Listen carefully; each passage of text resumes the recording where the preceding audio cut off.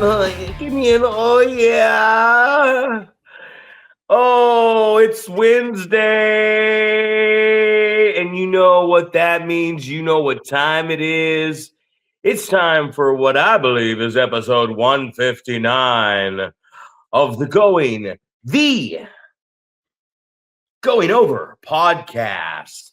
It is I, your neighborhood friendly coach, trainer, promoter, 44-year-old professional wrestler, and Zack Primetime Reeb, and I'm joined alongside my podcast partner, the one, the only, the Wrecking Ball, Paul Isadora. What up, Paul? Not much, man. Getting off of work. This is the day, man. I woke up getting ready to go to work. 4:30 in the morning. The rest of my family was having a slumber party in the family room, watching movies on the couch. Fell asleep, and I realized today is the day that my wife is a teacher. Her last day was yesterday. Obviously, the kids all in school, so their last day was Monday. So they are officially on summer break. As I'm going to get up and I'm going to see them just lounging in bed every morning when I'm getting ready to go to work. And it's just 10 weeks of them hanging out at the house and me just having to go to work and wishing I was on their schedule, but it's one of those deals. So yeah, so they got to spend. I get home from work, they're hair wet. I'm like, what have you guys been doing all day? Oh, we just been swimming. Great. Can't wait till I get to be out there. On the weekends. Maybe I'll come home early a couple days, get some swimming done. Dad's home. That's it. Time for the cannonballs. The can openers. I watched Ethan Reno hit a cannonball that I literally heard all the air just suck up his butt, and it made it's like farting and then sucking the fart back in like a recycled fart. And Brandon Nash was standing there in just all white because he wasn't getting in the pool. He was heading to Portland and just completely butt pocketed this dude with the cannonball. You know what I mean? Just drenched him. Great sell afterwards, by the way, by Nasty Nash, or as some have referred. Yeah, some has referred to him so eloquently lately as Nasty Nate. Hey, man, what do we do? What do we do out here, man? It seems like no matter what we talk about, right, it gets misconstrued, or it seems like people hear what the fuck they want to say, and I love it. Bring the trolls on, man. I love the trolls. I will smash a troll, and the funny thing about that is I just nicknamed my penis the Troll, so that's my new nickname for him this week. It's do we talk about informative stuff? Do we talk about situations, storylines, psychology, the rights, the wrongs? Well, what do we talk about? I love the fact that you see none of it going on. I love the criticism. I was just in here watching some AEW. I just watched a guy named Shane Taylor who has a massive lower half, bro. This guy's got booty for days, bro. I was watching him take on Dean Ambrose, John Moxley, and it was just forearm strikes after forearm strikes. I even seen Moxley go into his eyes. Like he was in his eyes for quite a while, and the guy just shook it off on the outside too, by the way, in a regular match for the championship. And he just shook off he's like, get your hands out of my eyes for the last 10 seconds. Now I'm going to grab you and rock bottom you through this table where the announcers sit. Not the breakaway table, but the real table. And a referee could give two shits less what's going on. They made it back in the ring. He got back in his eyes. He actually gave him 10 hard illegal punches and then went into his eyes and then bit him on top of that. And the referee kind of was like, "Hey, what are you doing? Get off this, get off this." And a lot of you're in the corner and I'm going to back up halfway. I'm going to turn around and like semi-run back half the ring and then turn around and charge you. And you're going to obviously put the boot up. Oh, I thought you were going to say you're obviously going to see me running at you and stay in the corner and let me hit you. I thought they did that. They did that a couple times, right? They did that a couple times. And these are just things. These are just my opinions. Don't mind me over here. They're just my opinions. I'm just a dumb piece of shit talking about stuff. But really the cold product, right? I was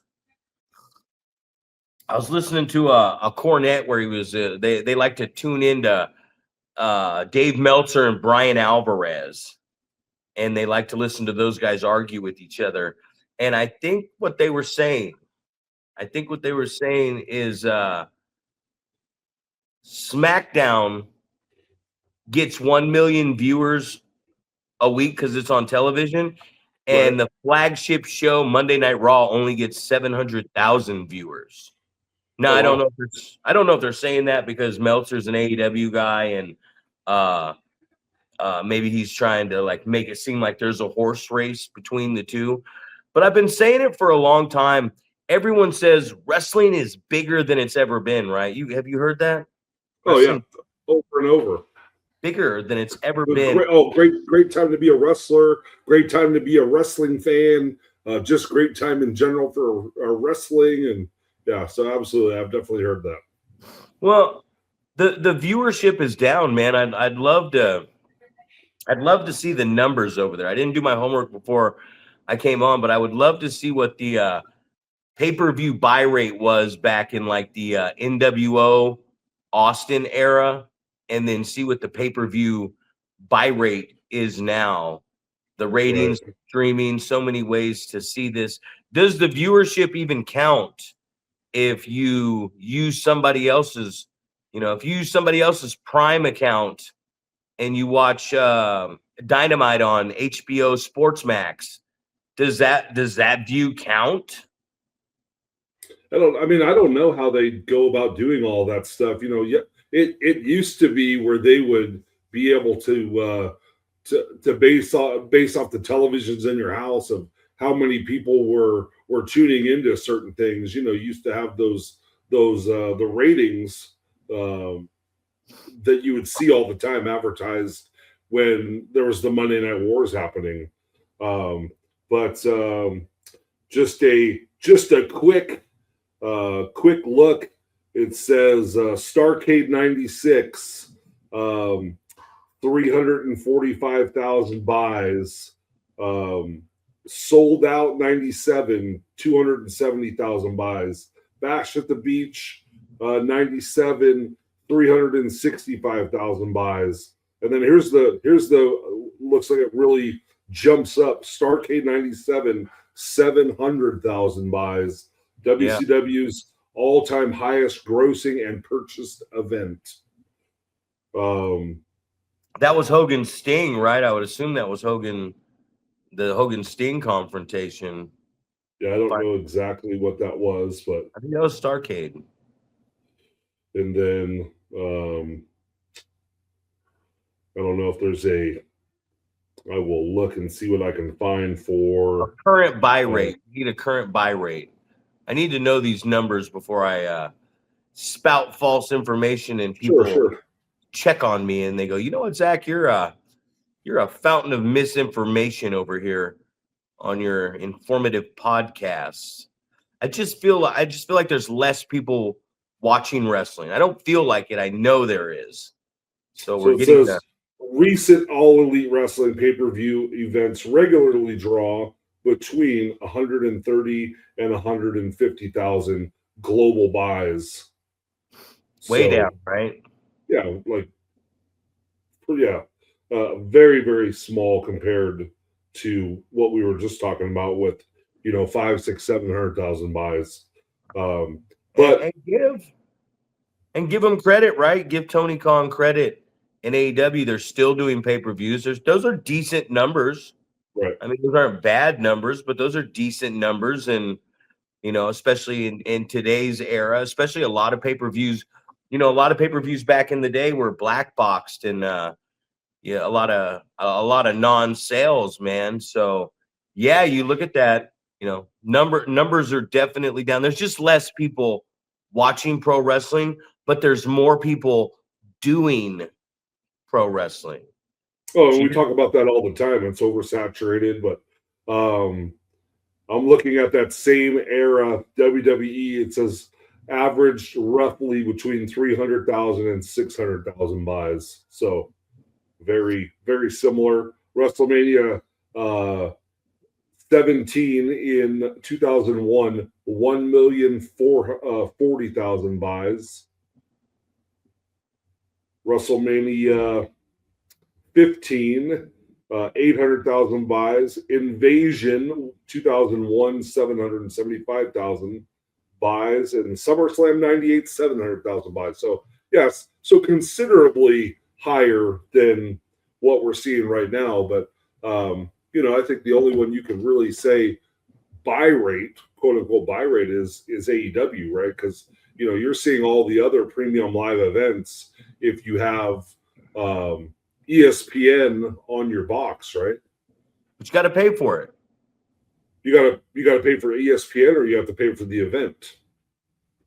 Probably just having the event. Probably just ESPN. Oh, okay. Well, I don't know. I feel like I've just download.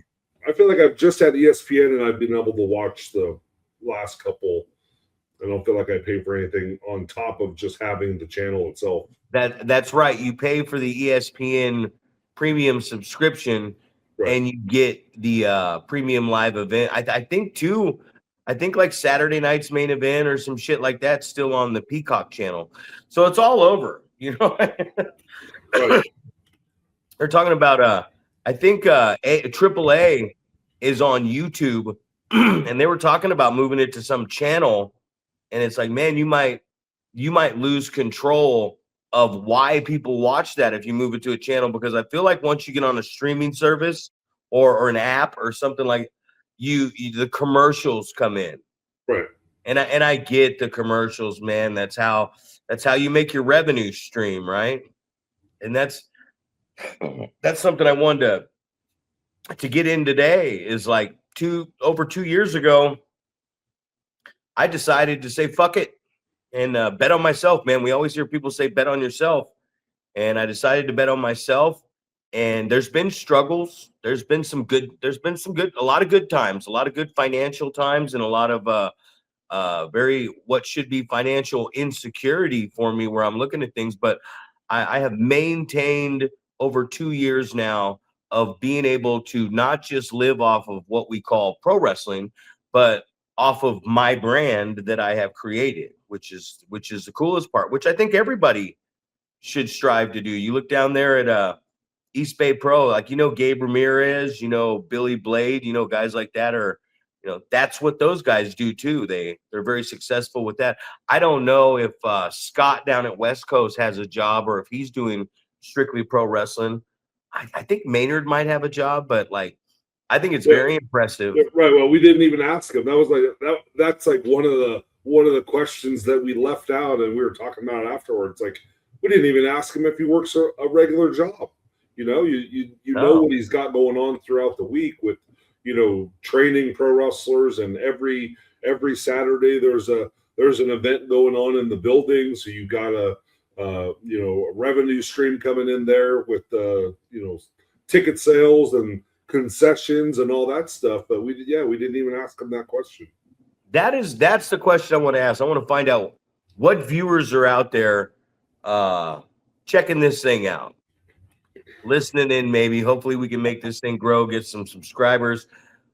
Who out there, what promoter out there? Let's go local promoter. Let's go from the Paul Reno area all the way down towards Southern California, through California. We don't even got to tap into Oregon right now.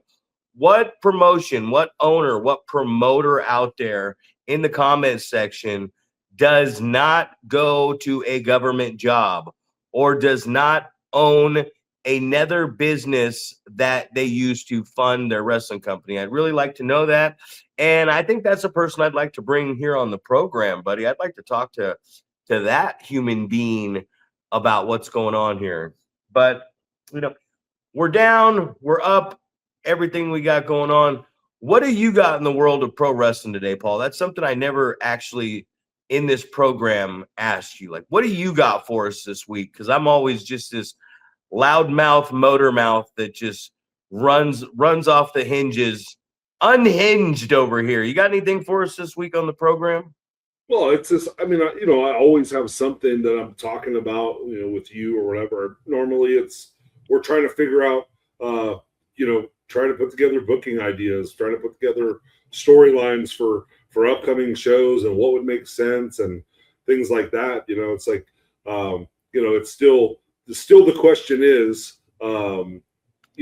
reaching out to people and not having them, reach back to you and things like that. So it's, I asked this question last time, and, it's called a rhetorical question. I'm not asking you for an answer about what people are actually doing. This is one of those to ask yourself, if you're out there listening, is like, how are people getting booked if they are not responding to promoters reaching out to them and asking them about their availability? So that's the, think about that to yourself. Like, are you, as a potential pro wrestler, are you checking all of your opportunities to get reached out to by promoters? I mean, you see so many people, and it's, people make a mockery of it and judge people and give people a hard time for putting their availability out there, right? Hey, I'm available, and they just list a shit ton of dates, right? And people give them a hard time. It's like, oh, fuck you, you're not getting booked at all, right? But the whole thing about that is I'm putting myself out there and saying, hey, I'm available on these dates. Hit me up if you're looking for somebody. And so many people get a bad rap for doing that, right? That's you're trying to market yourself to get wrestling bookings. But on the other end of that, if you are doing that, if you are saying, hey, I'm available, coming back from an injury, whatever, are you responding to your messages? Like, I feel like everybody's got Instagram, everyone's got Facebook. What are the other avenues that you are putting out there for people to reach out to you and try to get booked? I know a lot of people have an email address out there and things like that. So are you being diligent by checking all those things? And I'm guilty of it myself, right? There's an app called WhatsApp, and my understanding it is a way to kind of encrypt messages. So in theory, they're not able to be read by on the black market or whatever, right? But it's something that I haven't been diligent about checking, where people are asking about training or asking about shows and things like that. And it's like, man, I completely forgot that I had that, right? So I'm looking at it and all of a sudden I'm like, oh shit, I got all these unread messages, missed opportunities. So I'm just wondering if that's what's going on with other people as well. Are you going, hey, I'm available? And are you being diligent with checking all of your opportunities and trying to put those into place? I think about so many people that go, I got to check my calendar, which gives you the impression that they are taking their calendar and they are writing down all of their bookings on there, right? They've got their booking calendar of where they're going to write down their bookings. And so they can go, hey, Karina Kyle is a perfect example, right? Hey, are you available for this show? I'll check my calendar. And then she gets back to you and says, hey, I'm booked that one, or hey, I'm available, or whatever. So I guess that's the expectation, and I don't know if it's because I'm a grown up and, that's what I view as being a responsible person when it comes to, you're trying to be a pro wrestler and you're trying to get paid to do this, and the ultimate goal is to do this as a job, are you being diligent checking those resources and looking for people reaching out to you to try to book you? Are you doing a good job with that? It's a look in the mirror type situation. Well, that's hard, man. I just recently had to do my own schedule, man, because with what we have going on and what you have going on, and other than like running a meeting on a Thursday at noon in my training classes, I I don't do anything else. And I think people don't realize that, like, I do nothing else but this. You know, it's one of those things I said a long time ago when I decided to do this. I said, I can be miserable and stressed out why be miserable and stressed out at a dead end job that I can't stand when I can be miserable and stressed out working for myself at something that I've always been very passionate about. It's like when you give the invoice to a church, or you give the invoice to a baseball stadium that has approached you, not just about renting a ring, but about they want they want the brand, man. When someone wants that brand, Pro Championship Wrestling LLC, and that's what they want the invoice for what they're getting, what they're paying you for, and they write you that check that you get to take to your business account and put in there. And that's the beauty of it, because it's not just like, hey, do you have a wrestling ring I can rent so I can run a show? Or hey, can you put up a ring and just do a fucking wrestling event? They want the product that they see, the product they came to see. They want it at their location.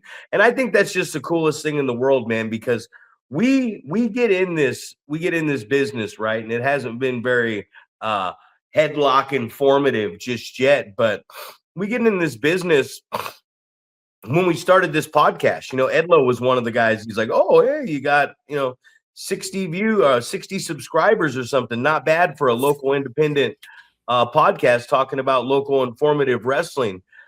But the thing is, when you get out here and you do something, you get criticized by so many people. And there's so many people that are going to criticize you about everything you do when you start, because you're starting, man. No matter if it takes you 5 years, no matter if it takes you 27 years to be able to do this on your own, along the way, there's so many people that go, oh, what do you know? Or you're a fucking moron for doing this. And at the end of the day, when it works out, that's when the people come around and they go, hey, man, fucking right on.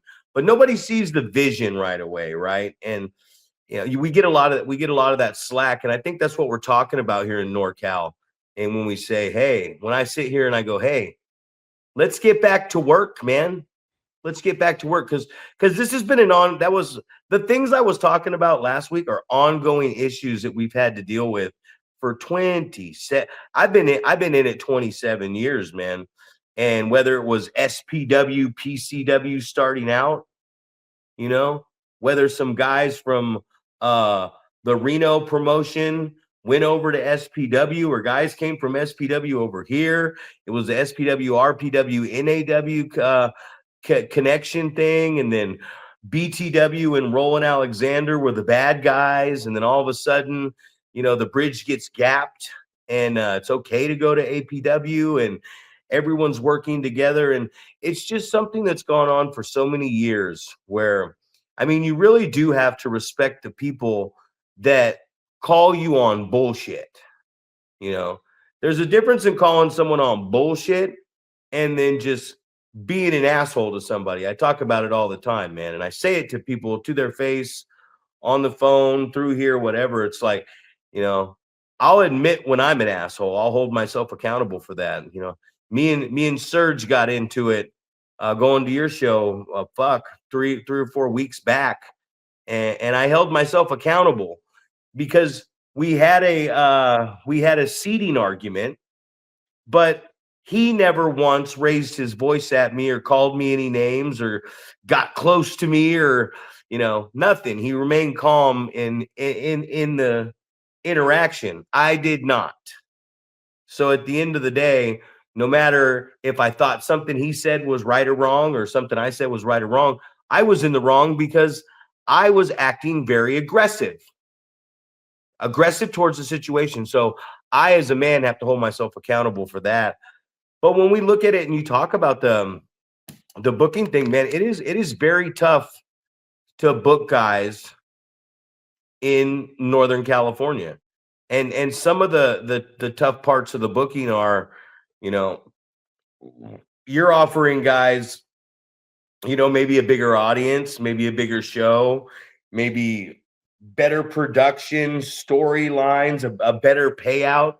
And it could be a closer payout, man. I know I've had some people that I've offered them bookings in a town they live in with a good cut of their tickets and a good payout on top of it. And they turn that booking down, but then weeks later would end up working for another promotion. And I don't know. I don't know if the payout was better. I don't know if they got a cut of the sales. I don't know if it would have been as lucrative a night, but it's something that I see very often. And I always tell people, because you ask that question, you say, what do you look at when you want to get them booked? I say, well, I got to trust you. And I'll never change that. I got to trust you. Don't mean I have to like you, but I have to trust you. And most importantly, it's not about loyalty. It's about reliability. I don't care if I like you or not. I just need to know that if you agree to a booking, that you're going to be there, you're going to execute what we ask, and I know I can rely on you for that. We don't have to be best friends and go out and eat. As a matter of fact, I saw a lot of D'Lo Brown. I was just about to say that. Yeah, it was like, yeah, right. He said a lot of familiar stuff, man. Right. Well, we were just talking about that. Like, what's the value of bringing someone in?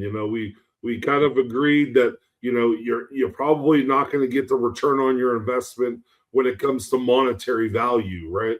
But as you're getting ready to kind of talk about it, we've been seeing some clips, right, of nuggets of advice, man, where he's talking exactly, kind of saying exactly what you're saying right now, which is you don't have to like the guy you're wrestling, man. You just have to respect what you're doing. You have to, hey, I agreed to this booking. This is what I agreed to do. We're going to go and we're going to put on a good product for 15 minutes. And then I might not talk to this guy after that at all. Right. But there's the value, right? We talked about, the different people that we've seen on shows recently and, what's the value, right? And a lot of times, as we're talking, it's the advice, right?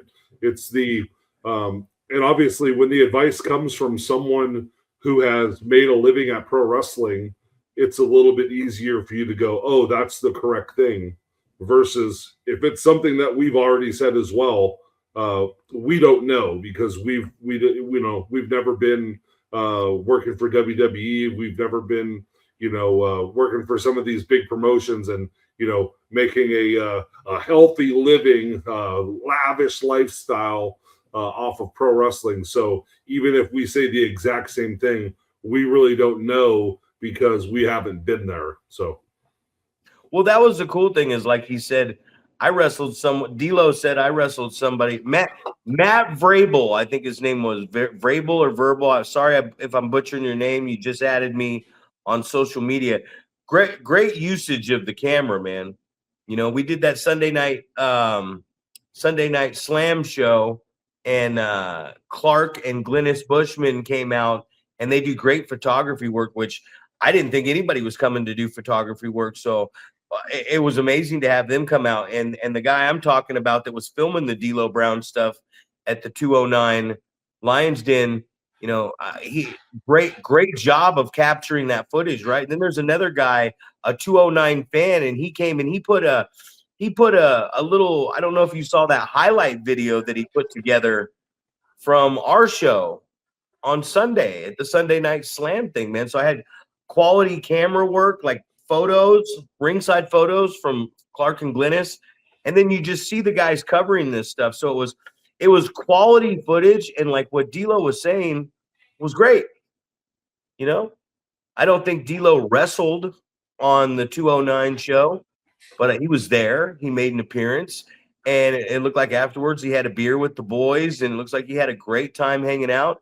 Because one thing that D'Lo said in one of those videos was, be nice to everybody. Right. He said, I don't care if you hate somebody. When you're in that fucking building, that place of business, be a professional. Be nice to everybody, even if you don't like him. He said something about a guy who was wrestling, said he was going to a clan meeting after this. But for 15 minutes, they went out there and did business together. When they came back to the curtain, they didn't speak a word to each other. And just a lot of good nuggets about that. And there is a big difference. There is a big difference when I'm saying to people, I was talking last week about how Mac brought in Masters in that one return show he did, and I got to work him, and it was a great learning experience for me. I had a great time with that, man. That was a confidence booster coming back for me. So that's something that held a lot of value to me. But I've seen that building that Max ran right there, and he's filled both sides of those bleachers up and the floor on a regular basis. And on that night, returning, coming back, you'd think maybe that was going to be the case, and it wasn't. You know, the bleachers were not even halfway full on both sides, and the floor wasn't even full. And Chris Masters was there, and I think a couple other people were there with some name value. And you look around at it, and what I was saying is, I do not feel in that situation that you're going to get your return interest back on booking a name. You know, Right. I saw Kazarian just cut a nice little promo. He's going to be going down to, I think, CWA to take on Trip Rogers, man. And it's always nice to see somebody who's been upper in the companies, like, take a little bit of pride in cutting a promo for the guy booking him. You know what I mean? Where he referred to this guy as wearing a onesie and all this stuff. So he actually got a little bit of information and added it into his promo, man, which is always good. D'Lo Brown coming in was a very amazing. I watched the clips. So if you're paying attention to what this guy was saying this weekend, you probably got a lot of good fucking knowledge from this guy. Absolutely. Well, and you said that they went out there and they did business, but the thing that really resonated with me is he said, we busted our ass, right? Like, that doesn't just say, like, hey, we're going to go out and we're just going to get through it. We're going to get out there and we're going to do the best job we can. We're going to bust our ass. And obviously that's the exact same thing with Kazarian, right? It's like, you're a professional. You're going to take pride in this. Like, someone is going to pay you for your services to come to their promotion, and they've asked you. I mean, and you've said this 100 times, right? Hey, this is what I'm booking you for. Here's a few things I need from you to help promote this show, right? You're going to help me promote the show by giving me some footage, right? Stock footage, promo, whatever it is. Here's the things that I think are going to help me promote this show with you on it. And to have him cut a promo involving the guy he's wrestling, some of the things that people know about this guy that he's wrestling, it's the reminiscent of the old school wrestling where you have a name come in and really put your guy over, right? Get this guy, and hopefully you get that type of situation where it's a competitive contest where people go, man, either this guy beat Kazarian or, man, this guy almost beat Kazarian. So this guy is a legit threat, right? This guy is a big deal. This guy's can help you draw or something along those lines. Obviously, old school is a little bit different than that, where you go, now my guy's got some believability because he went 60 minutes with Ric Flair or whoever the traveling champion was at the time. But professional nonetheless, man. It's just like that's got to feel great where you go, hey, this guy is coming in for X number of dollars and he's going to put in some work to help us draw more, which is kind of what we were talking about on the last episode is, are you going to get your financial return on this investment in terms of ticket sales, merch sales, concessions, things like that? Are you going to make your money back for bringing a guy in and paying him several $100s, $1,000, whatever it is, are you going to make that back in additional ticket sales, right? You're already going to have the people that are going to be buying tickets to your show, but are you going to get additional ticket sales to cover the additional cost of bringing this name in? I mean, it's hard to get additional ticket sales on a major level. You know, I was talking about earlier, we're talking about the pay-per-view buy rates, and I said, well, God bless Tony Khan, even at 125,000, 150,000, whatever the average roundabout of the number I heard was, it's he's in the pay-per-view business. The pay-per-view is his thing, man.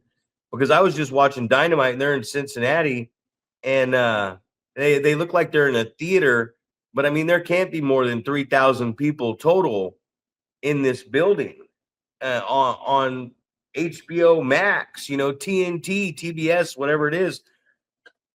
But excuse me, the MSG, the Chinese food. But then you look at like if they'll do a pay-per-view, because they still do pay-per-view Sundays. So if they do a pay-per-view on Sunday, they're like, man, 17,000 people strong on a pay-per-view. And then by Wednesday night, they're wrestling in a amphitheater or convention center in front of 3,000 or less fans on a regular basis, sometimes smaller. So that's my thing there. Is there the difference? You know what I mean? Like, I've watched the highlights and I've watched the atmosphere. You know, we were talking about that today, that a clip we put out, you can hear Doc Haywood in the background, and nobody, I think one of the things that separated what we did wasn't just having a show on Saturday. It was this guy's voice and the story that he tells, the way he's actually narrating in the commentary. So when you put clips together online, the commentary and the narration. So you don't want to watch this wrestling. Like, I don't want to watch wrestling on my phone or TV or anything without commentary. Because then to me, it's tough to watch. It's not as exciting.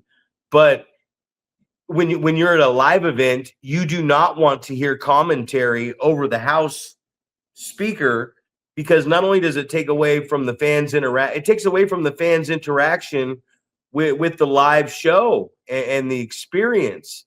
You know, and that's another thing we were talking about, because Annabelle, Christian, and Brandon Nash were at WrestleMania both nights in Vegas. And, you know, the whole world could agree that night one was atrocious. It was terrible. But when you're there live and there's 60,000 people around you, and the entrances and the pyro and the lights and the noise and the atmosphere, and seeing these stars live, when it's live, man, pro wrestling live is really, really fucking fun. No matter where you're at and what you're doing. Just if pro wrestling's going on in your town, it doesn't matter if it's good or not.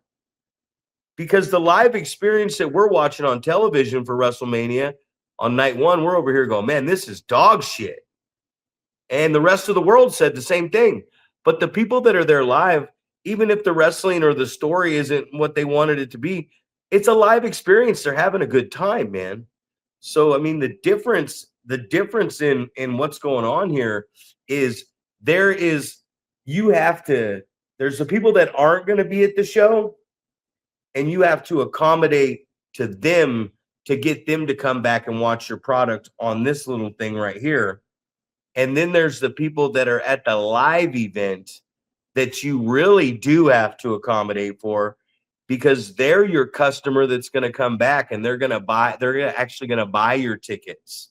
They're going to buy your merchandise. They're going to buy your raffle. They're going to buy your concession stand. They are your immediate customer to create revenue.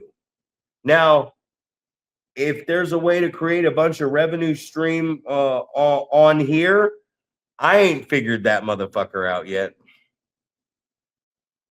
Right. Well, and that's what it is, man. It's difficult to do that. I mean, you talk about, we're going kind of transitioning from bringing in a name to your show, and is that going to help you draw? And we're talking about even the big leagues, the quote unquote pros, the best of the best are having trouble drawing at times. So to have somebody that you're paying to come into your show help you draw, is hit and miss, right? You might get it, you might not, but like you said, man, you gotta focus on getting those people that are in the building that are already buying a ticket to come back. And the goal is for them to see someone at work or see a friend and go, man, you should have been at this experience that I had this last Saturday. The next time it's in town, you got to come watch it with me. And I feel like I've had that with a lot of different people where they came for the first time, right? They're not wrestling fans, and they want to come back because they had a good time and it was a good experience and it was fun. Just like you said, Ben, live pro wrestling, good or bad, is fun, right? You have a good time generally. But I just saw something like that about people talking about how to promote wrestling. He's like, people focus too much on pro wrestling fans. You need to focus on some of the people that are looking to just have a good live experience, right? And you got to think about like a Hood Slam that really capitalized on the entertainment value of a live experience, a live event, with people that probably weren't wrestling fans, but were entertained by what was going on.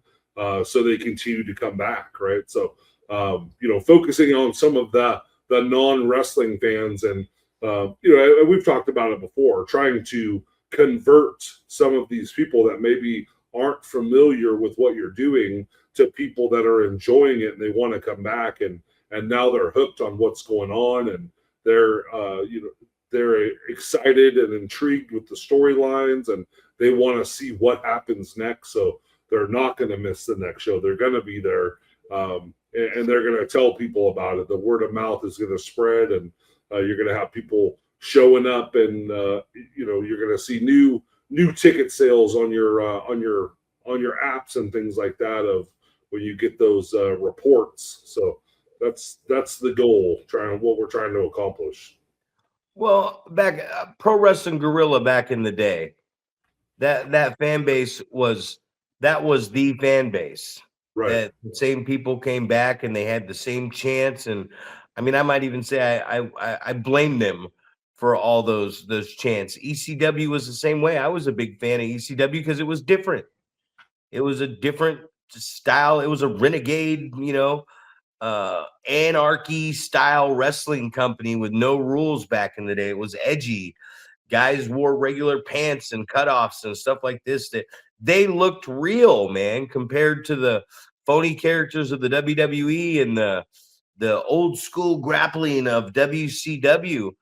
But when you look at it, it's like wrestling at its purest is going into a town and drawing from the actual residents of the city or the town or whatever the fuck it is. It's you're getting the community to come out and check out your program in the town, and that's where this thing has dissipated from what it's supposed to be, is because if you're coming into a town that nobody knows who you are and they're not diehard wrestling fans, they're going to react differently to the good guy and the bad guy, because that's the natural reaction that you're going to get.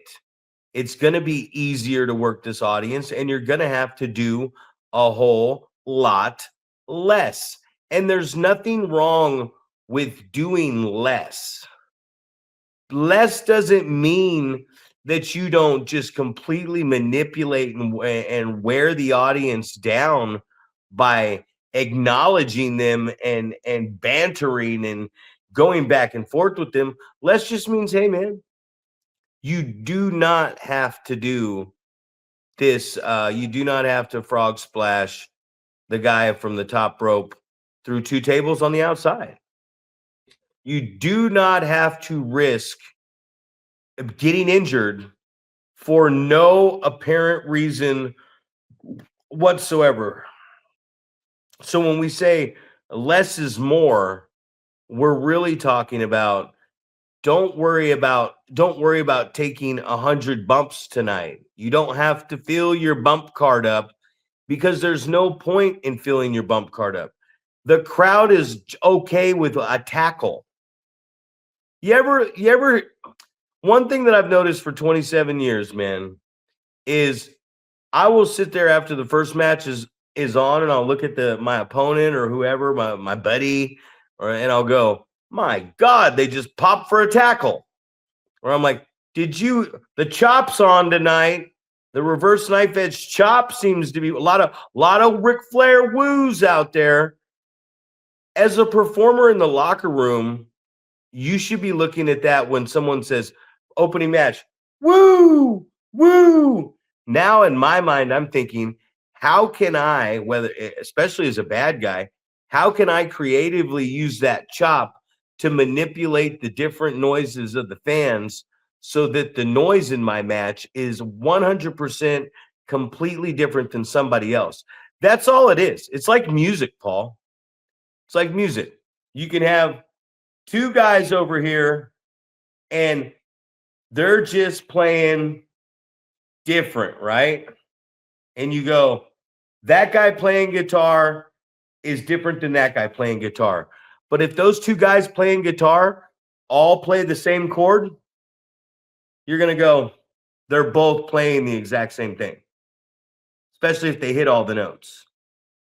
But what I'm saying is, if in the first match it's woo, woo, bump, ah, and then the next match, it's the same thing, except it's woo, woo, woo, woo, woo, woo, woo, boo, yay, boo, woo, duck, oh, bump.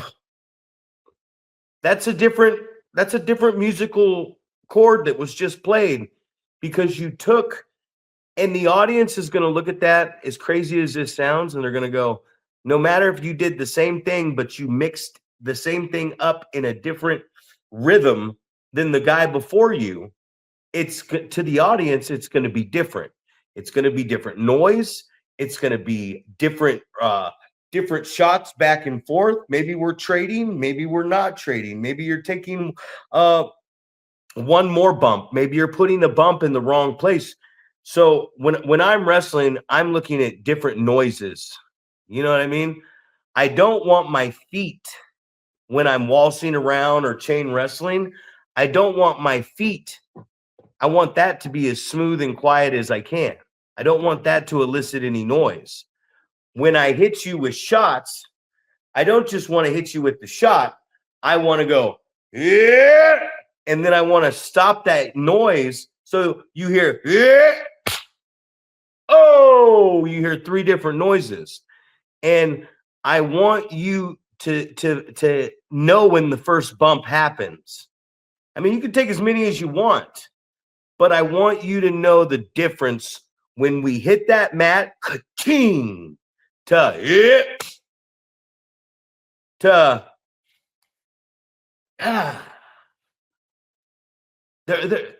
noises, and that's one thing I always try to tell people, man. Don't stomp around like a Tennessee walking horse when you start wrestling. You're real heavy footed, you're heavy on your feet, because it sounds like a bump. And some of these rings are very recoiled. Ta-ting, ta-ting, ta-ting. It's like, try that. That's why the chain wrestling is not a fucking a sign of choreography. It's a sign of struggle, and you don't rush into a struggle. You get your footing and try to move in and get positioning and gain momentum through a struggle. You're not stomping your fucking feet through a struggle unless you've got some guy on the ground and you're gang stomping him. You know what I mean? And there's going to be a time in that match where it's okay to do that. That's after you cut him off when you're in the heat. It's okay to do that. It's okay to do that on a run-in. It's okay to do that when you distract the referee. It's not okay to do that when you're chain wrestling at the start or circling each other for a lockup. There's noises to the game. Let's go back. Let's start this one over. Let's talk about the proper noises that you want to make in pro wrestling, because that's all it is, man. I say it all the time. We are simulating this fight that we want this audience to believe is real. They already know, like D'Lo Brown said, man, he said, they fucking know this is fake. And I've said it a million times on here. They already know it's fake. We've already given away the secrets. Now, I want them to go, but that guy's not fake. Look at that 7-foot guy over there. When he pushes their head back and puts that baseball glove on their chest, I don't think that's fake. I think he's real. But that guy who's wrestling, who got his ass kicked, I think that dude's phony as shit. He deserved to get his ass kicked. And those are the things that we're trying to sell these people. And if we can sell them on these characters, and I don't like this guy and I do like this guy, and we can just position it in the right ways, which is called good booking. Can I make this like I look like I'm hurting the guy, and the fans think that I really don't like this guy, and I'm trying to punish him, but also keep this guy safe, right? Like the magic behind the curtain, right? Let's close the curtain back up and let's pretend like we never gave it away, and go out there and show the fans that we look like we're having an athletic contest, and we look like we're having a fight and a struggle, and somebody is getting beat up, and somebody is putting the whooping on the other guy, right? It's telling that story. But yeah, it's just and I've heard it a dozen times, man. It's like, you can't convince people that pro wrestling is real, but you can convince them that you're real. When I was just listening to LA Knight talk about the altercation when him and AJ Styles fought at the press conference. He's just like, you're in the middle of the fans, right? So you have to lay stuff in, right? And I know that's it's an art, right? You want to lay it in. You want things to look realistic without hurting a guy. But I think in that instance, like when you're fighting in the crowd, you're going to try to lay things in. You're going to make things land and connect a little bit more than you normally would, because you don't want there to be any holes in your work, right? You want fans to go, oh, he really hit him right there. Not he whiffed, or he slapped his shoulder, or he slapped his leg, or whatever. You want the fans to believe that it's real. So, but you're talking about the sounds and trying to not duplicate what happened in a match before you or somewhere else on the show, and it's difficult to do, man. It's difficult not to just duplicate what everyone else is doing, especially when you're backstage choreographing your match and you don't have time to watch the rest of the show. Well, there's so much. Here's the thing about it. There's so much talent, right? There's so much talent that if this was a working art form, like I don't know when it changed. I don't know when the fans, when it became so critical, when everybody was so critical and opinionated of everything. Because when I got in the business, the fans were like, I fucking hate that cocksucker. You know what I mean? Or, I love that guy. Oh, she's hot. That guy will beat your ass. When I got in the game, that's what the fans were doing. Even as us going to watch wrestling, we weren't sitting in the front row with championship belts at a show, at a Monday Night Raw or something. We were having a good time and enjoying what was going on. We weren't complaining about the fucking booking. So when I say wrestling is taking a turn for the worst, is there this podcast? Is there the Jim Cornette? Is there all these podcasts in the world? You know what podcasts are? Podcasts are bringing the criticism to reality to try to help other people or maybe get somebody else. 5 minutes remaining in this podcast. It's a critical thing. They're all meant to help, and everybody who's doing it is trying to inform somebody of something, or they wouldn't sit in front of this fucking thing right here and film it. You know what I mean? It's all about opinions. It's all about being critical. It's all about, and the criticism goes through everyone. That's what we want, right? Like, what do I want? I want people to talk shit in the comments. Please do. You know, why would I don't want you to say something good. Saying something good doesn't do, I want hate, man.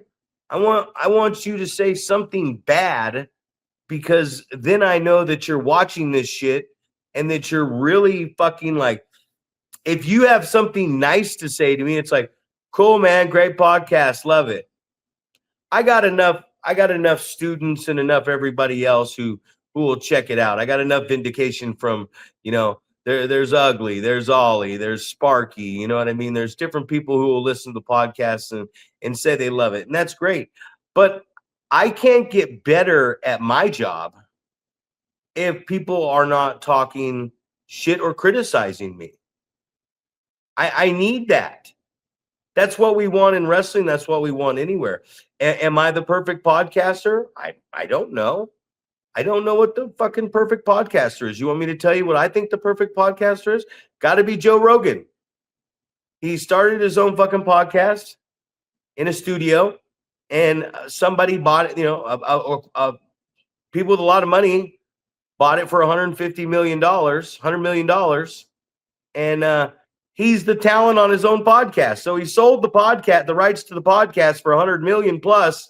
And then now they have to keep him on because he's the reason that the podcast is worth that much. So now he's got $100 million in his bank account, and they got to pay him whatever he wants them to pay for him to be the talent on his own podcast. I don't know, man. I don't know if somebody else is right. I don't know if I'm right. I'm just here telling you from my experience. And I've seen people go on here that have talked shit and criticized things that I've said, but they've also learned underneath the same people the same learning tree that I've learned under. It's no different. If you've been around this business long enough, you all virtually know the same thing. The only difference between the experience levels is this guy in a wrestling ring, coaching, training, or getting training still to this day? That answer for me after 27 years, twice a week, 3 to 4 hours a day. I'm in that goddamn ring coaching, sweating, learning. I'm learning from mistakes I see at wrestling class and getting better from that. Are you executing? Are you executing what you are learning? Are you going into that ring and executing? So that's why I'm so adamant about telling these guys, hey man, get in the ring and just listen to the crowd and try this, because you're already choreographing it. That it's not working. So try the other thing. Nothing bad is going to happen. If you decided to go 2 months, every one of your bookings, you walked up to the guy and said, hey, what's the finish? You can even ask him, what are you going to do for the cutoff? And what are we going to do before we come back? But why not? What's it going to kill you young wrestlers out there? Or you veteran wrestlers? Hey, what's the finish tonight? All right, let's just really do it out there. Do that for a couple months. And if you do that for a couple months in front of a live audience and you're not having fun, then you don't need to be in pro wrestling. And that's just the truth. It's like you don't want to look silly. Well, you're already looking silly with your bad matches. Like just go out there and try it out, man. Call it in the ring. Listen to the crowd.